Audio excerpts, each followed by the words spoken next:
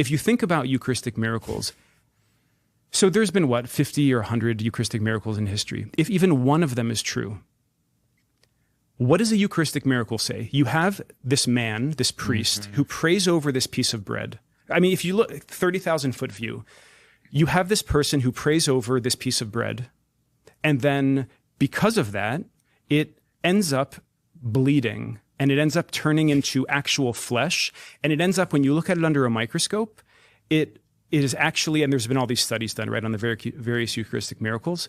There's, without going into the weeds and all of that, if one Eucharistic miracle is true, it confirms the doctrine of the priesthood, of the Eucharist, of apostolic succession, of Christ, of the church. I mean, all of these doctrines suddenly are in one Eucharistic miracle, right, based on the kind of interconnectedness of the teachings of the church.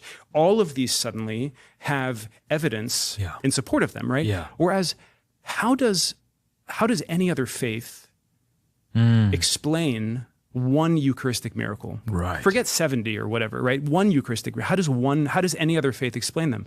I mean, it's incomprehensible, right? So the evidence within the Catholic Church just says a lot more than the evidence of any other faith. There's a lot more that, the questions of like, well, what does it mean when a Muslim has these experiences or a Jew has experiences? And I think God does not withhold his gifts from anyone that seeks him with a sincere heart, right? And so he has, when someone in their own tradition approaches him, there are, we ourselves as Catholics, we are bound by the church and bound by the sacraments. God himself is not bound by anything, right? God is not bound by, God can, if a person approaches him with their whole heart, God can do whatever he wants with that person, right? And so again, treading lightly and humbly and approaching this from a very kind of open standpoint, it's like, are there people in other traditions that have authentic experiences with God? I think we have to say yes. Do any of those experiences undermine the truth of the Catholic faith? In all of my research, I would say absolutely no. But the evidence within the Catholic Church, a tremendous amount of it is incomprehensible within the framework of any other religion. Right. So the miracles purported in other religions can be made to fit with the claims of Catholicism. Absolutely. But many of the miracles that are experienced in Catholicism are not commensurate, do not add support. That's really interesting. Exactly. And so it was this kind of, it was helpful for me to have these kind of different levels. Yeah, that pyramid, I like that analogy. That helps, that image. Right. So if you have, there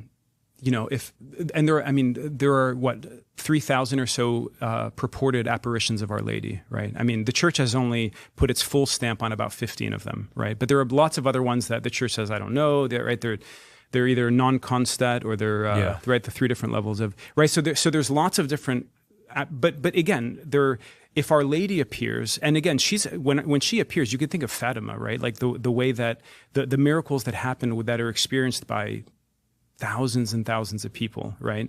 The miracle of the sun I'm thinking of. The fact that Our Lady of Guadalupe, that there were like 9 million people that converted shortly after that revelation or that apparition. Yeah, that the tilma is still around today.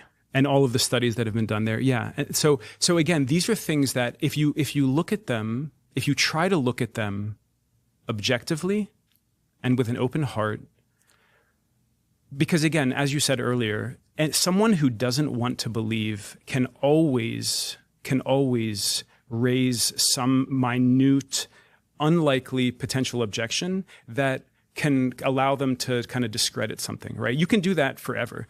But going back to the convergence of evidence, right? This is again why I kind of the similar approach.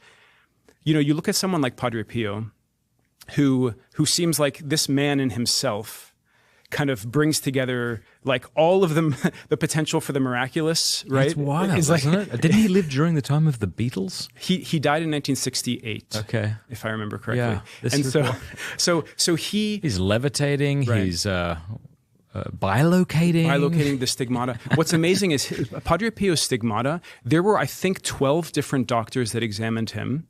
And some of them were Catholics, faithful Catholics. Some of them were atheists. Some of them were hostile to him. They were out